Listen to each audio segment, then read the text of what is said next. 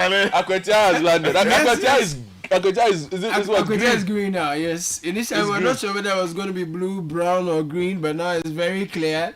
Akwatia is green with a margin of about 3,000 more, 18,199 votes going to the NDC's candidate Bernard Bediakon, and then the NPP candidate's closest rival here, Solomon Asumadu, garnering 15,235. What is interesting is that, I mean, we have a winner for this election, but the man of the match, the man of the moment, happens to be Musa Dankwa. Yeah, so Musa Dankwa joins us on the phone lines to share some insights with us. Good morning, Musa. Thank you for joining us. Good morning, Caleb. Good. Now, you have said that this particular poll is one of the toughest in your work as a pollster so far. Tell us why.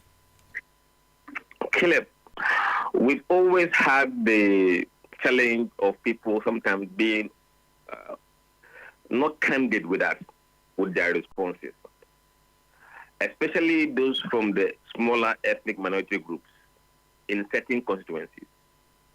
But that has not been that kind of profound like in Akwatia. We're able to kind of assess what they want to do in a good measure. But for Akwatia, in the first poll that we conducted, whereas NDC was behind among the accounts by 6%, they were also behind among all the other ethnic groups that vote for them traditionally. I mean, the Moli Dagbanis, the Ghana Dangbes, and the Evers in those areas. We understand perfectly that when they are not in their areas of dominance, they tend to take cover because of marginalization or so many other things. Yesterday, the final poll we conducted, they realigned and they were voting as historically we've known them to vote. So after the predictions, it was based on the fact that they are going to vote the way they said they will vote. But in the exit poll, I became nervous. Almost every other ethnic minority group, except Akan,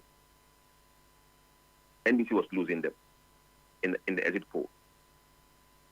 And I said, goodness God, what is happening today? But then when I did some analysis, I also found out that these guys may not be candid with the responses they are giving us. So I became very nervous at some point, but then I took comfort in the fact that 50% of the respondents were saying that they will be driven to vote based on developmental projects. And about 60% of those people were voting for NDC. Then I knew that NDC was going to win, even though it's difficult and you can't predict what these guys were doing. So in the exit poll, actually MPP was leading 51% and NDC 49%. And I said, if this is the exit poll, that means NDC has won. Because these ethnic minority groups, they were playing with us in the field. But how were you able to come to such conclusions? We have experience in this job for many years. In Asinov, for example, the final poll we did in Asinov, MPP was leading by 1%. And in the same poll, we saw these ethnic groups also saying that they were voting for MPP's candidate. And in the end, we saw what happened in Asinov. That was exactly what happened in Akwatia yesterday. It wasn't as close as I was nervous about. Right. Now, I'm looking at your by-election report, and you have broken things down, factors with greater influence on how voters tend to vote. And you're saying that many of the people you sampled or surveyed said they were looking for developmental projects. And then you also give us factors with greater influence on how voters intend to vote. And then the education background played some role. Throw some light on what the people were expecting, the track record of the political parties' influence, and the new outlook of the voters in 2025 as was exhibited in the Akwatia elections. Caleb, about 50% said developmental projects. Economy was about 15%. You have education and then jobs, galamsey, 5%, sympathy vote about 5%. Clearly, the dynamics of what people take to vote in this country has moved beyond sympathy when an MP dies. And then also we must always pay attention to the demography of the people. In banking, they call something KYC, know your customer. I think the political parties must adopt know your constituents. Clearly, we underestimated or misunderstood who are Akwatia voters. Akwatia voters, according to GSS, are highly educated, and that showed in the poll, in the sense that majority of the people, over 60% of them, have senior high and tertiary level qualification. Their needs are different. They are not galamsey goers. Galamsey goers are those normally in the no educational column or junior high qualification column. So if you are pivoting your campaign, you must pivot it in the demography that has the majority. If you are picking a candidate, you must pick someone that appeals to the majority of the people you are looking at. And that MPP got it wrong. They ignore the demography and they pay dearly for that. So they are picking a candidate from Buedua, which happens to be the stronghold of the NDC, didn't help at all, based on their educational backgrounds and their aspirations, as well as the age demographics of the electorates. Absolutely, absolutely. You know, Buedua has the eastern part and the western part. The eastern part is where MPP does well. And yesterday, the numbers that came from there were abysmal. And in the NDC side, they were winning with a huge margin. And this is home ground of Esumedu. And the numbers that came from Wenchitu, you could see they were not enthusiastic. They were voting the other way. So we have to really pay attention to data and make decisions based on data and data alone. Because when we get emotional, emotions these days don't win elections. The Gen Z voters are different. They are very deadly and unforgiving. Your messaging must be apt and it must target their concerns. Well, yeah, Musa, while all these are true, we did see the manifestation of money in this particular by-election. Wouldn't you say that played a role as well? Absolutely not. Really? We've done a survey in this country before the last election. And we measured what proportion of voters will take money and switch their vote. That number was 7%. So if you are investing 100 million into constituency to buy vote, you only get 7% return. That is a big loss. Right. So moving forward, what should politicians learn? What's the big lesson that politicians can take from the results of this by-election, and then also the relevance of polls such as yours? Caleb, the word there is the polls, the survey, research, and science.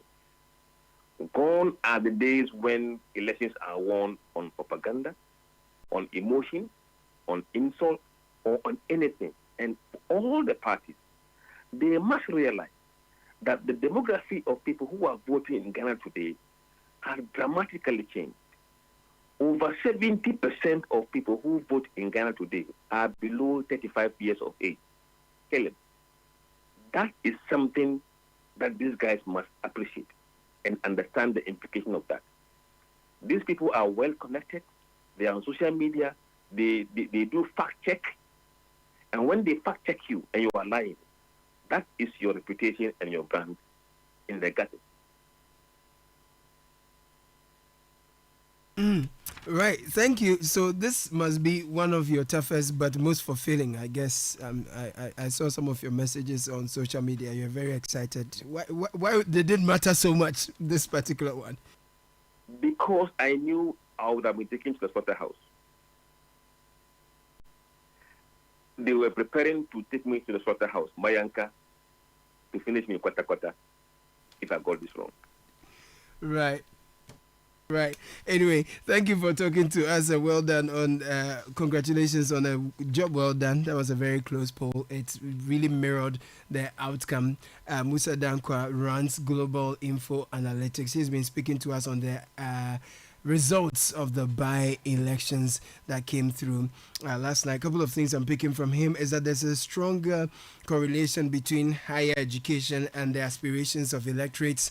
They link their decisions, or they base their decisions on developments and outlooks for themselves, and not just their historical political affiliations of their lineage and things like that, for want of a better word. And I'm surprised he said money didn't play any role in this particular by election, because I did see someone actually almost doling out money to a journalist who was on live television reporting, and the guy was holding a stash of money. He almost gave to the guy.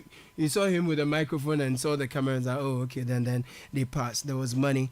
We did see our reports mentioned. We saw them in the scenes as well. But Musa Dankwa also makes us understand that, look, politicians have got to learn that money does not sway voters any longer. You have 70% of voters below 70% of the voters, yes, 35 and below. These persons are well connected, social media savvy. They are fact checking you on the fly, and so you are unable to get away with some of the things you did get away with their parents. So the dynamics have changed completely. Godfred, let me start with you.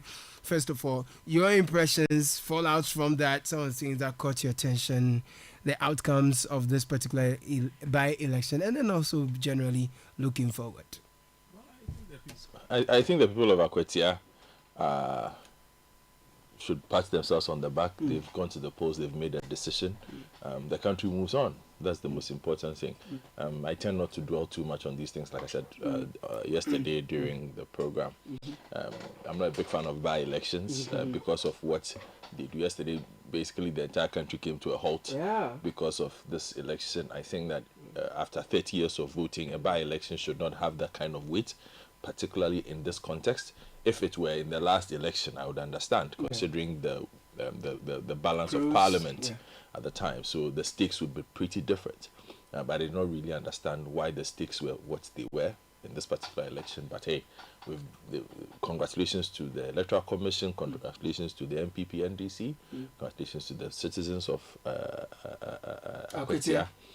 I am sure the NDC would have tested a couple of new strategies there. The MPP would also have tested a couple of things there that outcome would show what worked, what didn't work.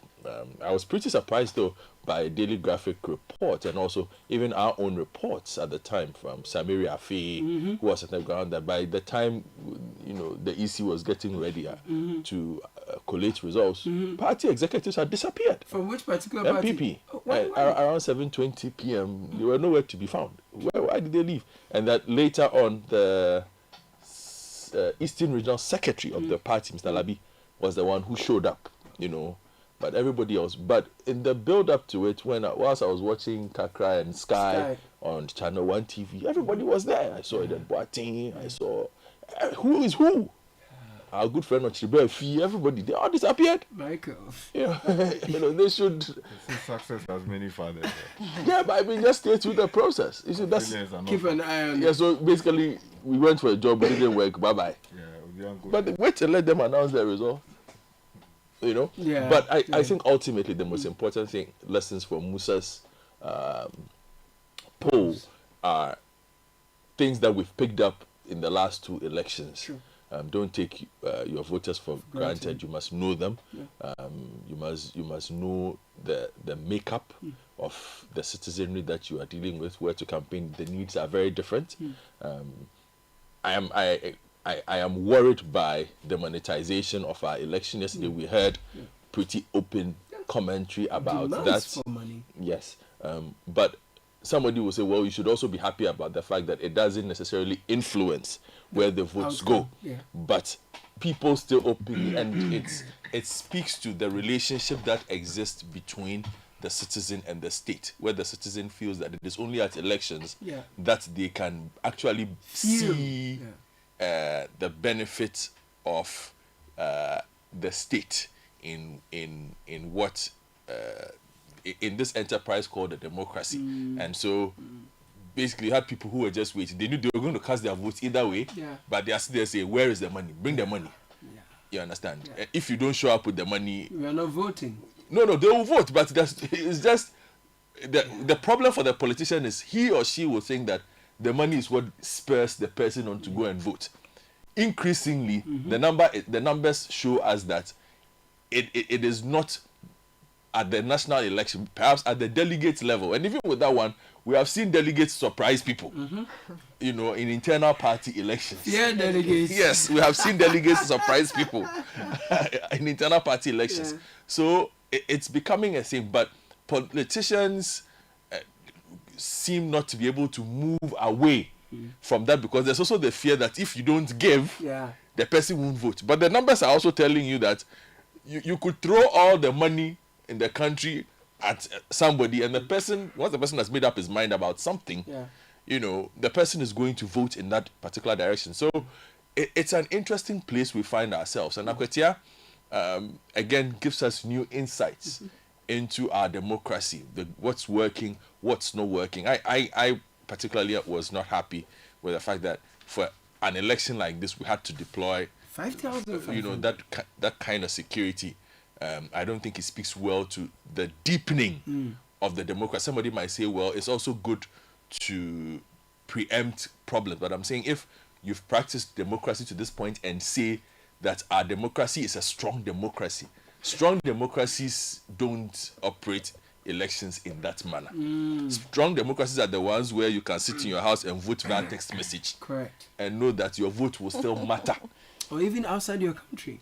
Irrespective of, that's the point. Like, you don't need to all that performance to be able to conduct an election. And I hope that we're able to get there, you know, eventually, and that on paper strong democracy becomes an actual strong democracy. You know, so Akwatia is done. We are going to have another one in Tamale soon. That one is one that is basically a declaration. If, you know, Tamale Central. Yes, it's going to be a declaration. At this point, we can clearly see that on the path. But this was supposed to be competitive. It was pretty competitive. But again, congratulations to Mr. Bediakubedu for emerging as a member of parliament. I hope he hears the problems of the people. He sees the problems. And lobbies properly, represents the people responsibly, because when you listen to the people, yesterday we had countless hours of audio from the people who are telling us what they want. I heard an elderly man that we spoke to, Charles, spoke to early in the morning, I think, who said, look, he's here to vote at this time. He was there very early. He says development. And if you look at Musa's data, development was pretty high on the needs of the people there. He says, I'm here to urge all people to vote because we need development in the area. So it's good for him to know he has work to do. And if he disappoints, if you look at the track record of that particular constituency, you will be a very short-term member of parliament, because they move on very quickly from people who do not deliver. That's a good one. So I have voices from both from the MP elect and then also the Eastern Regional Secretary of the NPP, who accepted defeat in Akwatia's by-election. He acknowledged the outcome as the will of the people. So I'm going to bring you that, and then the voice of the MP elect as well, and then we continue the conversation. Let me say we are a bit disappointed because that wasn't what we were expecting, but the constituent, they've spoken, so we take it in good faith. Before the election, you were very confident that you will retain Akwatia. What went wrong? I think there were a lot of factors that goes into an election, because getting to the tail end of it, there were a lot of lows on us to hit the ground, and you know, NDC also came in the last minute well prepared, that you could see around people were giving out money, and Now it's becoming a worrying trend that the youth money, as in vote buying. Vote buying. You saw that? I saw that with my naked. What did you do about it? Oh, we approached them, but what can you do? Because they were hiding in corners and were doing it. And now the worrying trend in Ghana now is that maybe in the near future, governments will abandon projects and stash money and pay people to vote. What do you mean by this? It seems that is what the youth are developing. That is the appetite of the youth today. Because most of the centers that I visited, you could see clearly that the youth were asking for money before they vote. And it's not the fault of politicians. I think so. I think so. It's the fault of the politician. But the way the country is going, if care is not taken, I think government will stop developing the country and rather go the Nigerian way, whereby you starve them of projects, and when election is approaching, you increase salaries, you give them money, and they vote for you. Ebenezer, this is how far the good Lord has brought us. You have said it all. The confidence has always been there. It is not just mere confidence out of nothing. It was born out of the good work we had done. After engaging the people, we read their reaction towards the message we gave them. And we saw that it had really imbibed. They gave us a hope, some hope of a sort, which hope has resulted to what we see today. I mean, we've always been very confident. I told you, I don't know whether, I told you guys that we've been in this game for a while. If you are in it and you are losing, you will know, except maybe if you don't want to be honest yourself. I told you what we were working out at that moment I spoke to was with regards to the gap. But as for the win, what are we witnessing? We've won. For me, I've always said that, you see, when you are going to such contests, there are a lot of things you will hear. But I don't focus on tangentials. The focus is on the main ball. My focus is to have my message delivered, the people accept it, and then they take it out to make sure victory is delivered. Indeed, you see, some of these comments, if you are not careful, you'll be swayed by them, and then you go outside the main target and then be dealing with, well, let me put it this way, unnecessary stuff. Because you see, I shouldn't have been in the race as what? I mean, that I was disqualified, or it was an illegality on my part or what. And so we've gone past that stage. Elections were held. We have the results. Sorry? What do you plan to do? Development. We've always said that, you see, Akwatia's name has always been with regards to mining. You can't take away the mining, okay? We only have to do it lawfully. That's what we're going to work on. Where we are now is a GCD property.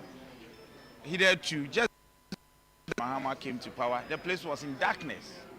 If you recall, we did the same coalition here, and we had to put on some solar panels and all the lamps and all that. Today, and it wasn't because of the by-elections, it was even done before. Today, we have electricity. It is the first step towards getting GCD back on track, which can employ thousands of people. There are other things we are looking at. Essentially, it came from the president. Of course, it's a central government policy. And we need to remind them some of these things. We are grateful to the people of Akwatia.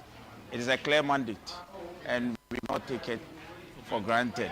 We representation and serve them well. We are grateful. So Bernard Bediako, MP-elect Akwatia, that's the new member of parliament for the good people of Akwatia Sky. You will tell us a bit about when he'll be sworn. Parliament is on recess now, right? Yeah, they return sometime in October. Okay.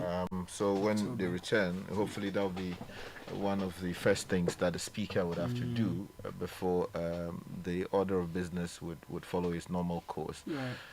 Because as we speak, we have 2 vacancies that have to be filled. The first one is this one, and sometime later, that for Panellist Central will be done. But that doesn't mean that the House is not currently properly constituted. So great that we now have a member for the Akwatia constituency, and sometime in October we should see a swearing-in ceremony. But a number of formalities have to be, first of all, satisfied. You would expect the Electoral Commission to formally communicate the outcome of the elections to the Clerk of Parliament. Upon receipt of that, the Speaker will be properly notified.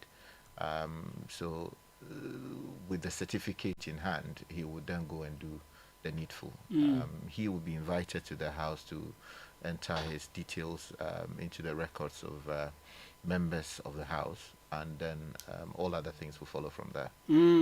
Right. I see one of your very good friends has joined us in the studio. What's happening? Who's this? Oh, that's Larry Dugwevi. That's my brother. yeah, that's right. Larry, what's up? Oh, I'm okay. How about you? We're good. We're good. What brings you? We are fine. Oh, I was passing by. Is that the proper, Yes, you're right. Yes, true. I was passing by, and then something, just told me to pass through and say hi. Anyway, it's good to see you. It's been a minute. It's been a minute. And we're just reflecting on the outcomes of Akwatia's, the by-election in Akwatia yesterday, the outcome, the process itself, and what the way forward is for the NPP in particular, having lost that seat to the NDC. Now, the NDC has recaptured it after they lost it to NS Kumi in the previous election. Kakra, your takeaway from yesterday? So generally, I found the elections well managed generally, and the enforcement of law and order by the police was also impressive, although there are concerns about the excessive numbers. I think that a few things, something I find refreshing, and it's the position that Global Analytics, Musa Dankwa also pointed to, that money was not necessarily an influencer of the outcome of the Akwatia elections. Even though a lot of it is said to have been despite doled out. the overt claims of vote buying and assertions by some of the community members.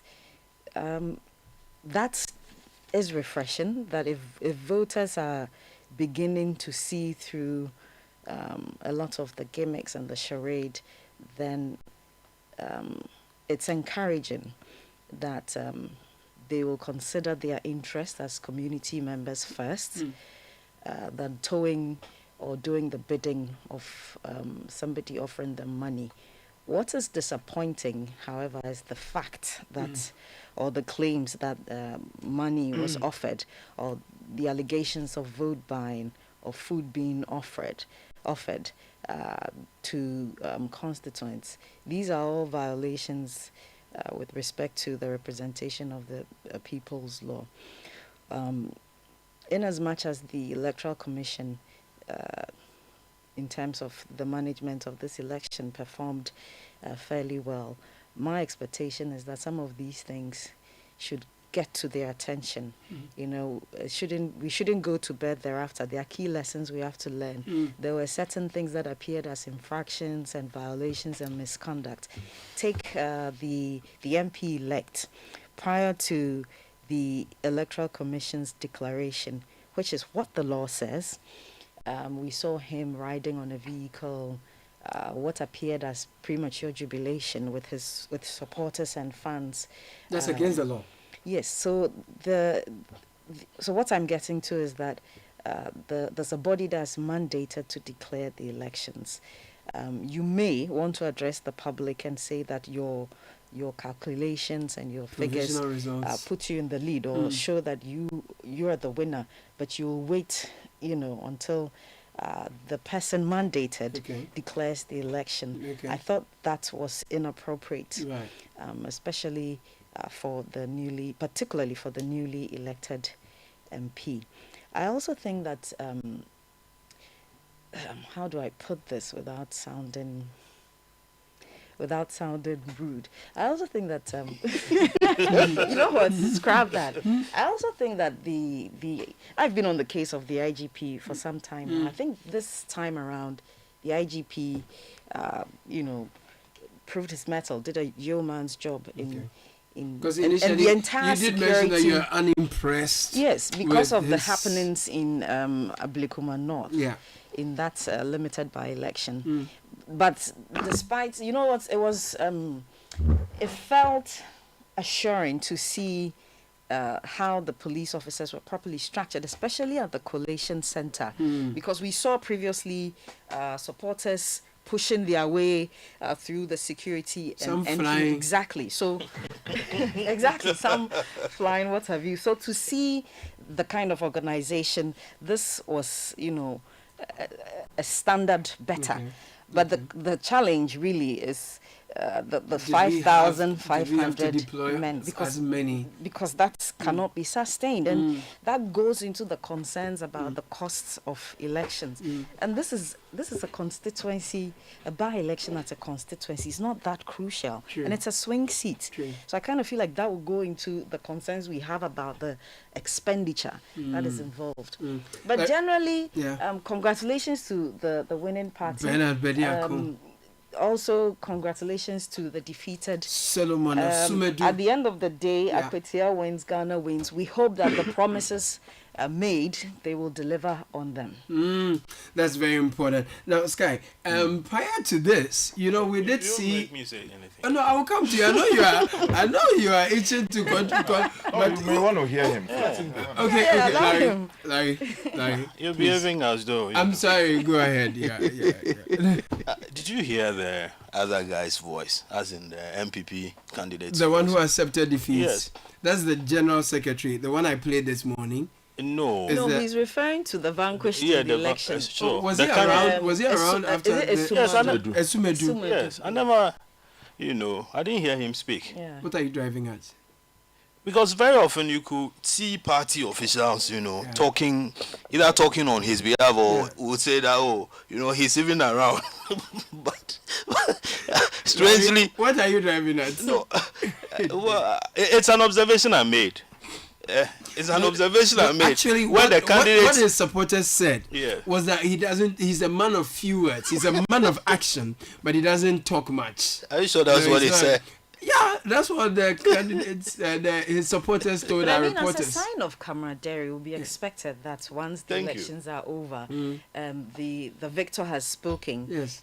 The expectation is that you will also issue a statement, to concede and also congratulate the other person and wish the constituency well. I think you are considering the money you've invested. But for me, anyway, but that's the ideal situation, right? But before then, he needed to have marketed himself to the people he was seeking to represent. Right. I mean, nobody heard his voice, or even if anybody heard his voice at all, it was just within the constituency, or maybe the people who knew him. As we speak, you can't put a voice to the man, can you? Oh, I've seen his videos on socials. I heard when him talk Sky in speaks, interviews. You what? Oh no. Like I'm saying, when I hear his voice, I can identify. If you can't, that's okay. Oh, I'm just saying that maybe if he had marketed himself properly, he would have, maybe retained the seat for the MPP. No, also that they had a very short time to campaign. Oh, but this is party executive, constituency secretary, party financier. He's a very influential man. Yes, but sure. And so from nowhere, he became, No, the people have made a choice. Let's give it to them. But you are trying to say that he didn't do enough work to merit the... Yeah, I think so. He could have marketed himself better. Okay. I think so. He could have marketed. And then giving whoever won a run for his money. I mean, that also becomes a measure by which, his performance will be judged. He garnered 15,235 votes. That's not bad. No, that's not bad. I'm saying that if he had marketed himself very well, maybe he could have even won the election.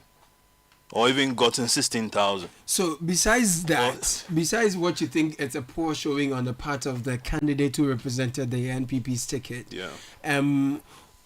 how did you so you found the NPP put in a lot of work, at least coming from how they organized the demise of the the late MPs, 1 week observance, the vigils, all the things they did to honor the departed, and then trying to campaign alongside your mourning, your campaigning. That's a tough thing to balance, isn't it? Don't you think? Don't you think it was an attempt to draw sympathy vote?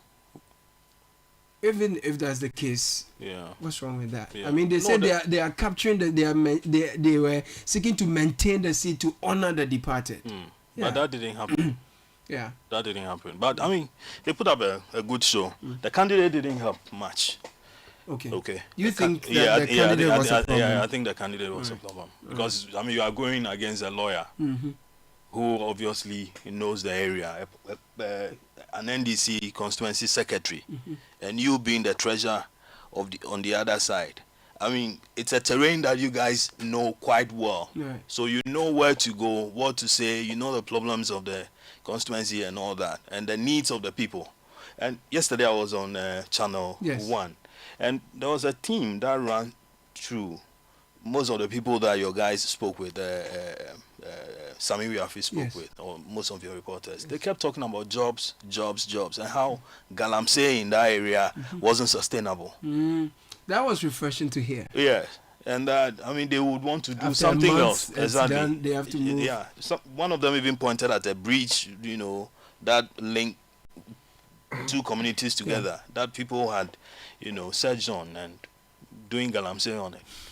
I mean, you can imagine what that means. Surely. Polluted water, destroyed environment, and then poor roads all over. So Akwatia, I heard the elected MP talking about how electricity is connected. Disconnected, yeah. So the constituency has a lot of needs. Yeah. So I mean, the MPP guy could have also trumpeted this thing, very loudly. No, but the argument though was the fact that, I mean, if the people say they are big on development and that's what they really wanted, then you have a government that has an overwhelming majority in parliament. You want to have an MP who will be able to catch the attention of the governing party and its ministers to draw enough development to the area. So that only goes to say that if that's the rational decision they made, then it wasn't necessarily that the candidate on the other side or the losing candidate was necessarily bad, but because the people made a choice that, look, the overwhelming majority of parliament is the NDC anyway, so just go with that, and so that you can attract some favors to get development. But by that argument, you meant that just 8 years down, people have changed their mind, because the seats that was in the hands of the MPP, so suddenly they no longer want it. I mean, campaign was was put up for the guy who had passed. Yes, Ernest. And so even his memory, somebody will want to vote for because of that. You get it. But if suddenly people are running away from that, I think what I'm saying is this, that I mean, the MPP or the candidate could have put up a better fight. Okay. So regardless of whatever it is, even, I mean, it's a swing constituency. It has become swing now. Exactly. Anytime. No, not now. It's always been a swing. It's always been swing. It's always been swing. So it's a constituency that's a swing constituency around very strong blue constituencies. Well, because you have a Fonse Area somewhere, you have all of them. Yeah. Because of the diamond, I think a lot of settlers, settler communities are here. So what's the future for the NPP? And I mean, you have about 88 seats in parliament. Now you put that question to. No, we have. When I was going to ask her a question, you said I should come to you. Now I'm asking. No, he is an authority of parliament. go ahead. No, so how should the NPP regroup? Oh, well, they tell us that they are still rebuilding. Okay. Yes. So, and because of that approach, they've adopted the top bottom. Yeah. Let their flag bearer first before National Executive before sure. Yeah. I mean, well, that is what they think will help. Let's see how it goes. We can only watch Sky and comment. outcomes, results, and the way forward. It's obvious to me that there's going to be a lot of expectations on Bernard Bediako, and if he fails, that people are going to deal with him in the next elections. It's becoming clearer that voters are brutal with where they affix their thumb. They don't just go for what colors or what music they've heard or which t-shirts they got or even money they've had.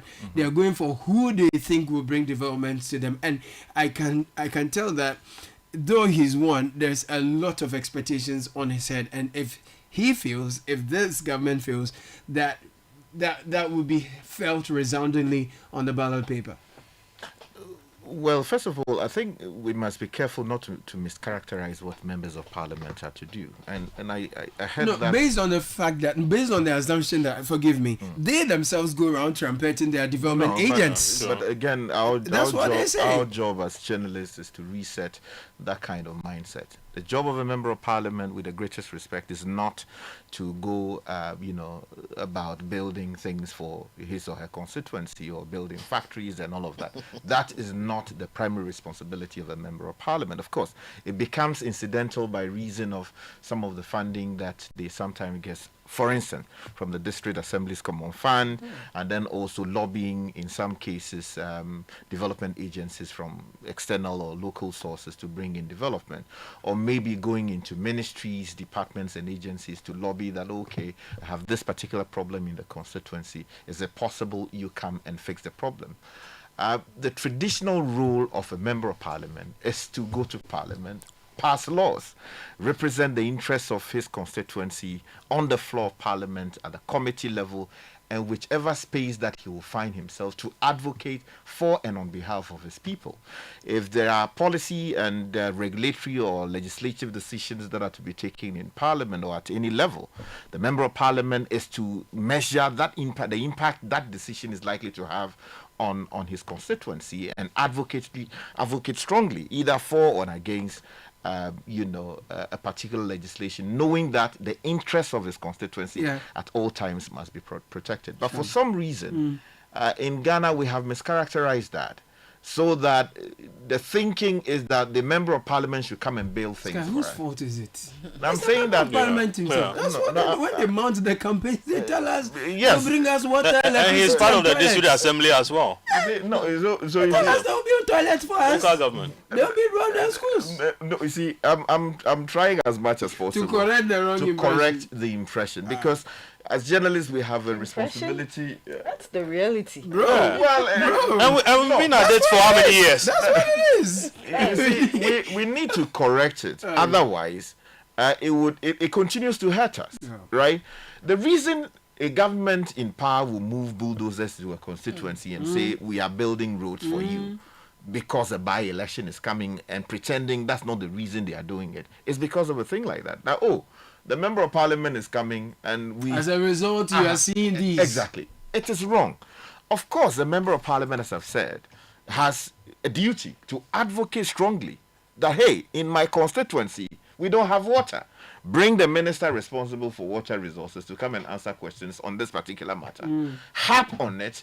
Go to the ministry. Are there funds that the ministry has for provision of water and all of that? Insist on that, and get some work done in the constituency, or speak to the donor agencies.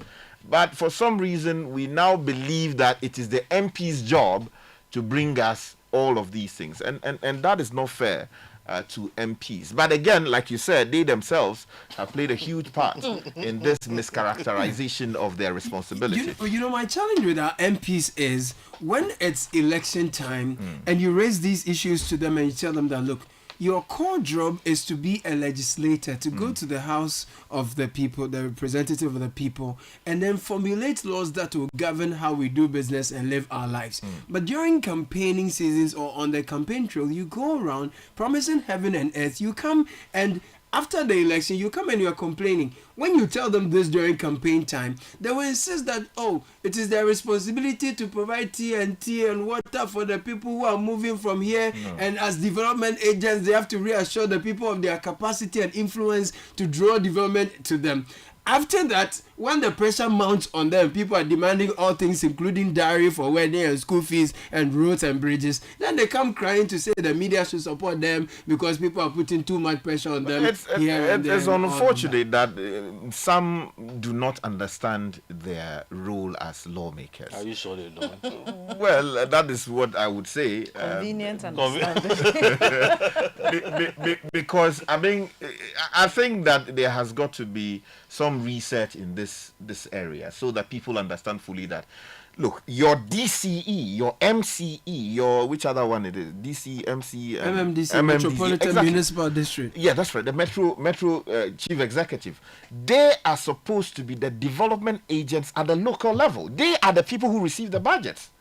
So if you need water in a particular community and you are not getting water, go to your DCE, go to your assembly meetings and make a case as to why the DCE, the MCE are not doing their job. Let me read this message to you, for example. Okay. This is coming from someone who works at the NCC in a very senior position. And she says, Caleb, when civic educators educate citizens on the role of MPs, the MPs end up discrediting the civic educators because they go around informing and educating the citizens that, look, your MPs are legislators, their core role is to, formulate laws, do advocacy and all of that. But the MPs go back mount stage and go and promise them, and you see them, they are pounding fufu and tell them, we'll fix this road for you.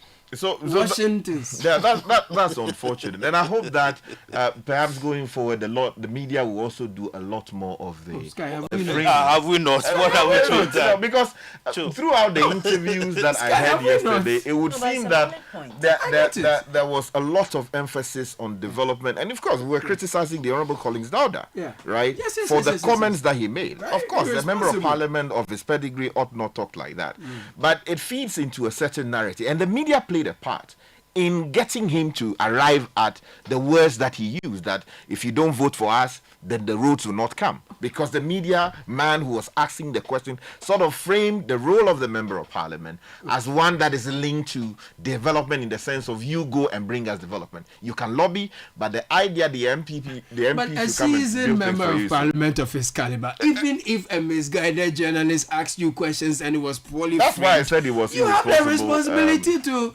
as it were, set the record straight and let the people know that yes, MPs are development agents. Their core job is to legislate laws and not to bring road and all that. But if you go ahead to say that if he were the president, he wouldn't fix roads and things like that because they didn't at the time. That was a major assuming quite irresponsible. Let's not do that. So are we talking about this, what do you call it?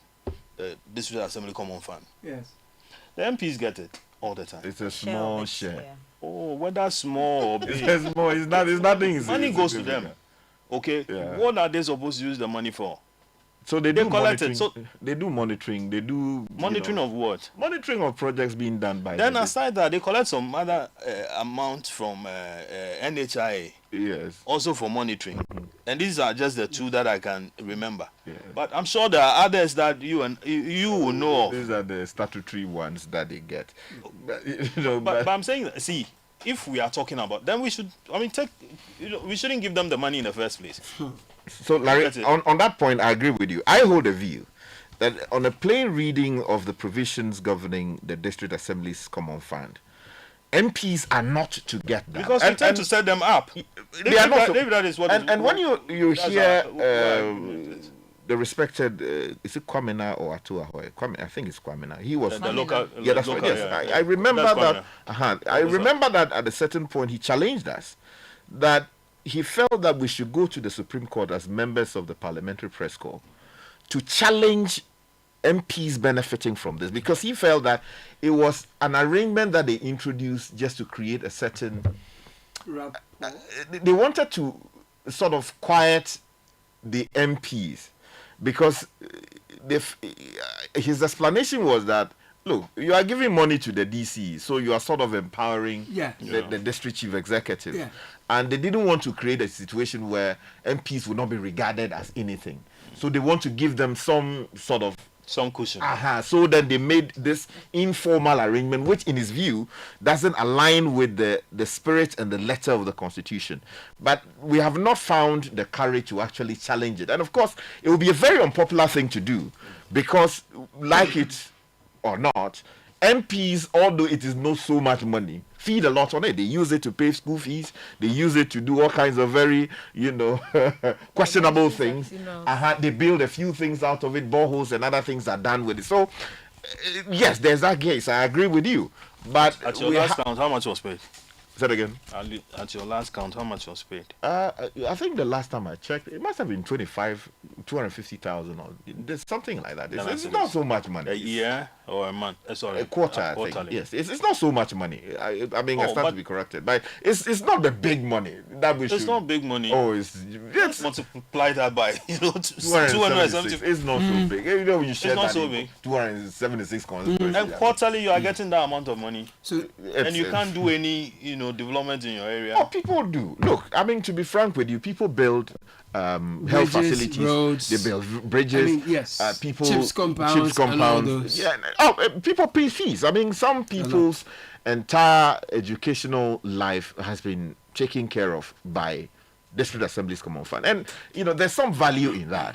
But the question is, should we put the MP in the minds of the people that he is a development agent in the sense of bring us development? That creates a problem. And yes, and I think that there's a problem. He's using that money to construct whatever it is that is constructing. People, he puts people in unexpected mode. So I've got some of your messages, Sky. Meanwhile, I just want to make a quick comment on the MPP's performance. If you look at the results, yes. So in 2004, yes. Ernest Kumi, the departed MP, had 19,269 votes. This is 2004. 2024. 2024. Yeah, so making up about 52.83% of the votes. Then the NDC's Henry Yadombwachi had some 17,206 votes, making up some 47.17% of the votes. The total valid votes were 36,475. So the MPP won with some 2,063 votes, which would have been some 5.66% of the votes. Now, if you look at the by-election, the MPP's vote came up to some 15,235 votes. Yeah. The NDC went up from an earlier figure, 17,206 to 18,199 votes. Yeah. The LPG had 82 votes, and total valid votes came up to 33,819. Now look at the voter turnout. In the general elections, the total valid votes was 36,475. That has fallen to 33,819 in the by-election. Yeah. Now, if you look at the margin of victory, the NDC candidate won by some 2,964 votes. Almost 3,000. Yeah, that's right. Which would come up to some 8.76, percent of the votes. What does that tell you? What it tells you is that the NDC outperformed itself compared to the elections before. Right. And in the case of the NPP candidate, he lost votes. If you assume exactly he lost vote, and now the margin was about some 2,000, some quite nearly 3,000. Yeah, that's right. Because if you look at it, the NDC had a net gain of some 993 plus votes compared to the MPP, which lost some 4,000 votes. Now the question you ask yourself is, what would have accounted for that? First of all, for some reason, the MPP decided they were not going to hold an internal primary election to decide who should be the candidate, right? So they chose a compromise candidate. The idea, if you spoke to people close to the situation, was to ensure that there was no division. All the people were preparing to lace their boots to throw their names into their what's the name? The expression, their names in their hat into the ring.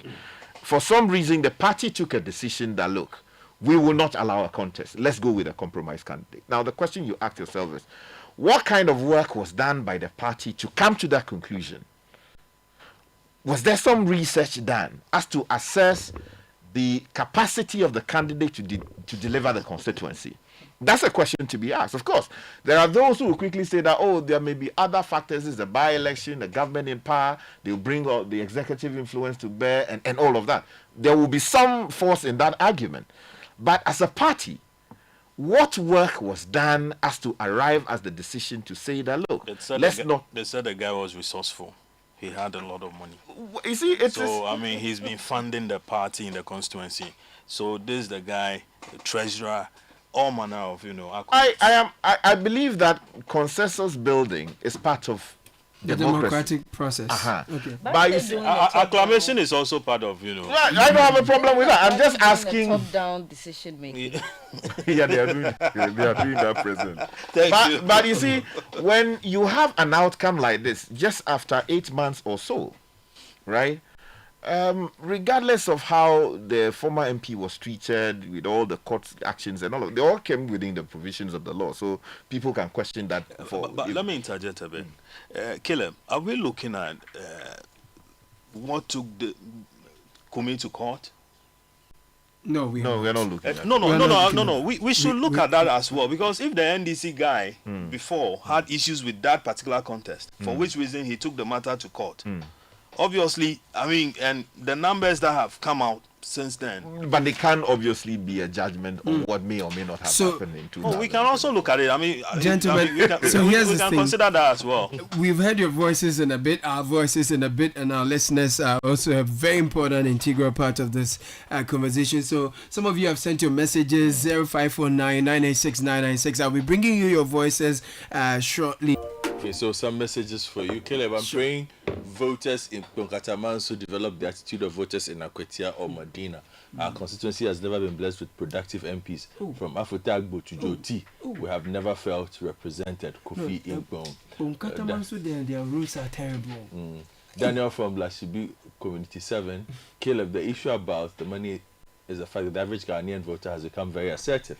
If you bring money as a politician, we will only take it as part of our own looted tax. Okay. But we already know who we are voting for. We will keep teaching them lessons until they learn it. We will keep teaching them lessons until they learn it fully.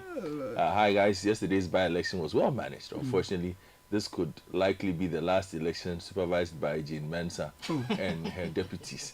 I guess they've signed off well. Kofi in Tema. I guess in relation to the departure of the Chief Justice from office, the removal of the Chief Justice from office. It is bent but definitely not broken. We in the NPP have to reorganize and re-strategize, and surely the brand NPP will be acceptable to Ghanaians again. Kwesi Reynolds in Agonaudo. It's been the ones I heard from Kwesi Reynolds. Yeah. Now from Tema. Hello, City Newsroom. I have been listening to the discussion. I said to ask Mr. Sky, please, does this mean that Member of Parliament essentially acts like the lawyer or legal representative of their constituency? Sky, if you can answer that quickly. Not a legal representative. I mean, that creates the impression he's acting as a lawyer. Yeah. But he's basically an advocate for the constituency to bring matters in the constituency to the attention of the nation and the people who are responsible for those places, so they can deal with those issues for and on their behalf. We have a message from Kumasi Abdul Razak. Good morning. Says that the MPP made a big mistake by not conducting a primary. They keep repeating the same mistakes that have cost them seats in Parliament. Good morning, guys. You all seem not to understand what Sky is saying. He's only agreeing with you on the things that are done by MPs and constituents to wrongly have the notion that MPs are to develop their constituents. He's advocating for action to be taken for the right things to be done. This is Adolf from New Bawe. Sending that one in. But on overall, again, I am quite a few comments on the NPP on this end. I guess this puts them in an interesting area because we've seen the fallout of the last election on the NPP. They seem to be trying to figure things out. Hasn't been helped by the fact that they've stepped from a major national election into a major internal election. So they haven't actually had time to even sit down to figure this out. So now we have the battle for who becomes the flag bearer of the party. So the strategy of the parties a bit not coherent at the moment. And I don't want to spend too much time going into that today. I think prior to the last election and during the election on our coverage, we spoke a lot about what needs to be done with the NPP. But I must say, the NPP needs to look at its leadership. Everybody says it, and they don't seem to believe it is a problem. Which part of the leadership? Every aspect of the leadership of the NPP needs a look at. I'm not. Yes. I mean, there's be a complete reset. if the NPP sits the down, Mama research will affect that place too. well, the Mama research is its own research. It has its own problems, but the NPP needs to sit down and look at itself. Yeah. You know, to reorganize and reassess. I think it's the Akufo-Addo syndrome. I don't know if it's 16 just years in that space, deciding who, sleeps where and how. I mean, listen, this was bound to happen. Yeah, but 16 years in that space. Chief, deciding who I like. I don't like this guy. I will appoint that person. I prefer working with Freddie Blay and not Afoko. Somebody else and not. You remember all that? So you think that is why they are where they are? That is why they are where they are now. I think that, and I've held this position for a while. The right people have not stepped up in the NPP. Are you sure? Yes, and who is it the hasn't. right person? They need to figure it out. It's not for but me. you are saying that by your assessment, you said the right people haven't stepped up. Yeah, meaning that I know one or two. Like, hold on, it's pretty obvious. Unless we can't tell that this is obvious that they have leadership challenges, or somebody to call the party to order to say, can we do this in a certain way? There hasn't been the cultivation of a certain kind of leadership within the party for some time. They are struggling because of that. Hopefully they're able to fix it, because I think it's a cycle that all political parties go through, but most of them also work at it in order to be able to get there. So hopefully they're able to fix those leadership issues that they have. But in my estimation, I humbly submit that they do have leadership problems. It is impacting them in a lot of ways. It impacts. You see, the thing is this: if the person you are asking to vote for you is not convinced that you can run your own party, you cannot, or you have control over a small space like a political party, you will struggle to convince that person to vote for you to run a country. And that is the problem that they have. A lot of people look at them these days and say, you are a mess right now. Why should I give you the opportunity to come and fix my mess when you can't fix your mess? Supporters will come at me at all this, I know, but being able to admit you have a problem, it's a way towards the solution. You are able to work towards it. But the way, the way they communicate, the troll farms, the disinformation and misinformation tactics that are currently run, sometimes it's even interesting. Like, I can even predict who will come and insult me on a daily. Like, who will come. Yeah, based on what is said. If you go on Facebook, who will say what. There's no diversity in the thoughts. There's no sophistication in the process. You expect a bit more, So I hope they are able to fix those problems and come back as they face the national elections. So we need strong political parties in our democracy. We need a strong MPP. We need a strong NDC. We need a strong PPP. We need a strong PPP, CPP. All those. We need strong parties. Yeah.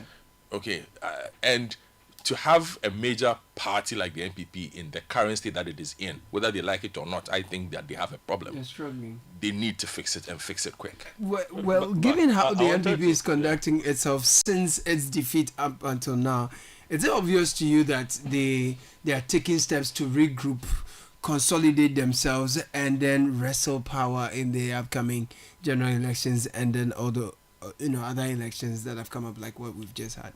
Both gentlemen. I think they are trying, but it's beginning to look like a leaking, basket where you're looking for adhesives. Charlie, let's patch it here. And then the other, whatever it is, comes It's leaking from the other side. And so on. And so nothing is working, for them. What should they start as I'm from? saying, I think that they started with the Professor Michael Quay report. Michael Quay report. I think that because people really haven't had chance to look at that report exactly, so they don't know what exactly the people came out with, and then what are we correcting. There's only one thing that they seem to be doing from that report, which is that let's have an early election also. I think that came up okay, but fixing the corruption tag, the family and friends tag, and all the things that went on when the party was in office, most of those things haven't been addressed. Talking to people anyhow, and which other one? They were all in the report. No, I'm saying that no. After before the report was made, I think that people expected them to go through some renewal. Yeah, renewal. And then, even if possible, just hold an election, open up the space, let fresh people come in with fresh ideas, and then on how to run the party. But it's like, okay, it's the same people again, the people who took us to opposition, who are directing us as to where and what we should do. And with that, legitimacy becomes an issue. Well, you see, all parties, after losing power, in fact, in the shape and manner in which the NPP did, comparable to what happened in 2016 to President John Mahama, face challenges like this. I mean, you remember the Kwesi Botchwey effort to investigate what had gone wrong, and the NDC being dutiful enough to hold that report to its chest, despite attempts by the NPP in those days to insist that, look, the report must be made public, we want to know what's in the report and all of that. It would seem that there is a replay of what happened in 2016, and now after Professor Michael Quay's committee went into investigating what had happened, people are insisting, oh, let's see the report, what is in there. I mean, I honestly don't believe that any political party with its head properly screwed on would want to put out a document like that. Although I would sympathize with people who would say that, well, the public have a right to know, because, if you look at it, these are, although they are private in a sense, they are public institutions, because people invest their time and money and resources, and the Supreme Court appears to have recognized that in a leading decision. So I identify with that. But looking at it as someone who is looking at the fair facts, I don't think that it will be in the interest of the MPP, just like the NDC did, to put the document out there. The people who should know will know. And when they are out there meeting their people, they should tell them that, oh, these are the weaknesses identified, and this is what we should do to address it. How about what page was that? Page 166 or page something? I don't know. Where everything they know. Everything. But you see, I just think that in an attempt to sort of address the problems that they have, they appear to have turned a number of things on their head. And of course, the claim is that the committee proposed that do an early. We have not seen it, so we go with their claim. But I have difficulties with that because, for example, we have not seen the kind of maturity that would have brought all 5 of the contestants together to say that, look, yes, we are fighting for an election in January. But for now, for purposes of getting some pride that the party is still in some formidable state, let's go to Akwatia together. Let's prosecute that election to the glory of God. Let's win it and use it as a basis to say that this is some sort of, look, some shame that the government is not doing well, some verdicts on the government's performance and all of that. But even that one too. But even that they couldn't do it. So you have 5 people who are fighting to lead a party, a vehicle that is in a very, very terrible shape, and they don't seem to be concerned about doing everything possible to repair the vehicle, make it trustworthy. that even if you put the worst candidate of the lot on that ticket, it should be able to say that, look, it's a formidable vehicle and will deliver victory. So we it would seem that, so the egos at play, yes, put everything aside. All the people talking have big money, have invested so much in executive elections, national elections. When resources were needed in Akwatia to be able to get people to move around, to deliver votes for the party, all the big people talking about big money, where were they? Resources were not pumped into Akwatia. Well, I mean, if you speak to people close to the situation, in some cases, getting people to move around was a big issue. But the candidate Only 8 months after. Yeah, but the candidate was, described as having a big pocket. I mean, Larry, we've done this job for 2 decades because now. that would be one man against the party machinery. Not even a party. This is from the NDC side. I mean, advantage. Exactly. I mean, and, you know how much would you have as a candidate? So, look, so that campaign was not well oiled. If the people who have been saying loudly and all the videos you see around, we contributed so much money, me was a catcher, would be, and all of these people. I mean, if it was about resources, and indeed it was about resources, respectfully, one would have expected that we will not be hearing the claims we are hearing, and if the claims are true, that it was difficult in some cases to go around. Because I mean, why would some people be sharing farm milk, for instance?